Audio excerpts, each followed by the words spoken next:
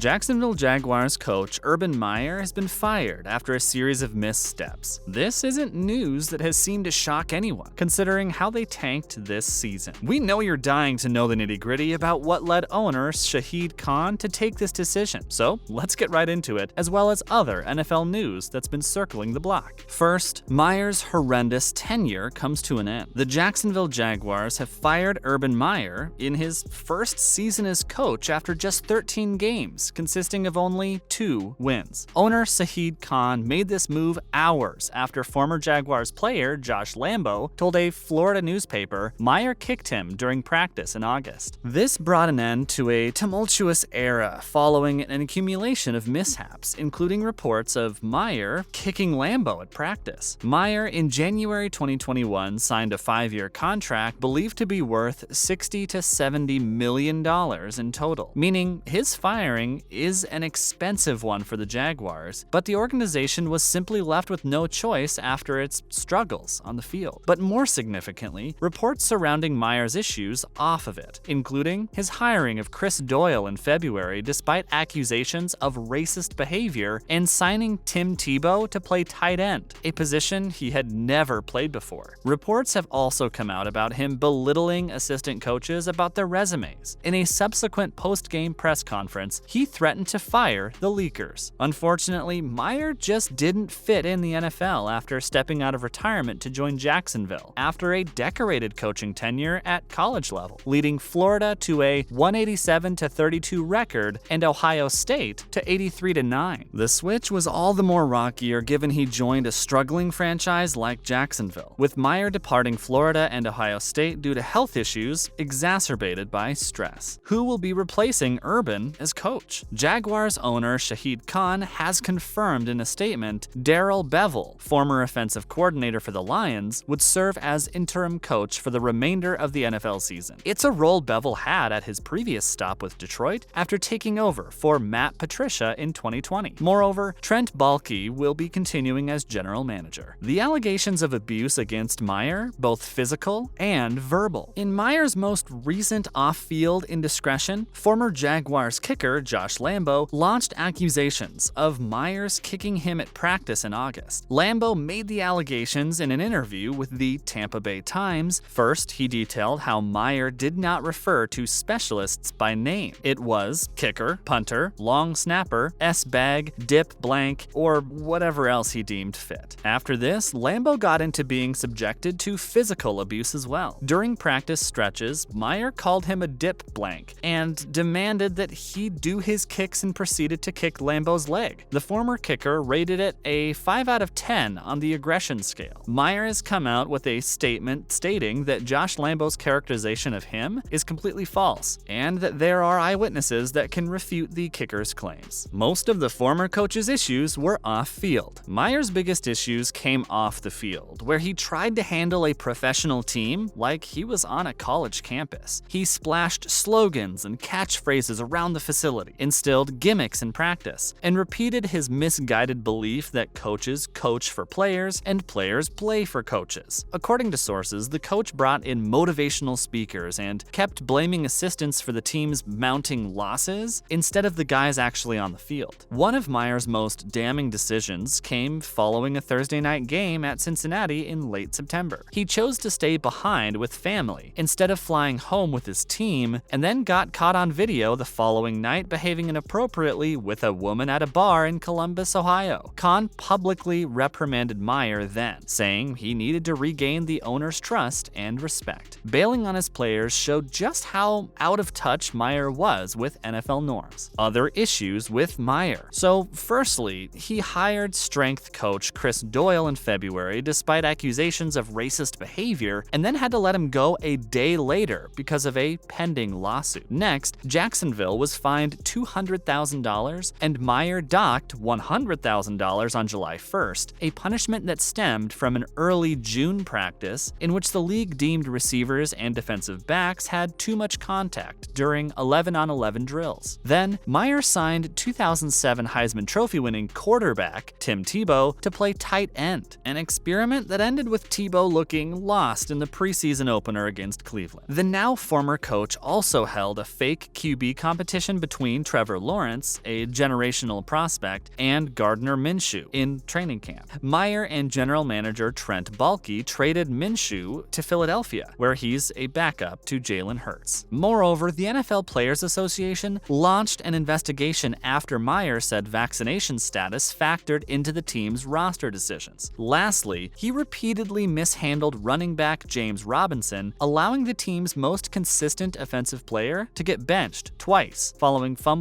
and messed up trying to explain why Robinson got pulled and how long he remained on the sideline. Now moving on to other NFL news that has been circling around. NFL legend John Madden passes away at 85. Sad news to pass along, as NFL legend John Madden passed away Tuesday morning at the age of 85. Madden is one of the most iconic NFL personalities of all time, evolving from Hall of Fame head coach to famed broadcaster. Madden's NFL career started in 1958 when he had a brief off-season stint with the Eagles before injuring his knee. He then turned his focus to the sideline, serving as head coach at Allen Hancock and San Diego State. He got his first crack at NFL coaching gig when he was hired as the Raiders linebackers coach in 1967, and he was promoted to head coach following John Roush's resignation in 1969. He spent a decade in that role, helping guide the Raiders to 8 playoff appearances. Oakland made it to 4 AFC Championship games between 1970 and 1975. But the Raiders finally broke through when they won Super Bowl XI in 1976.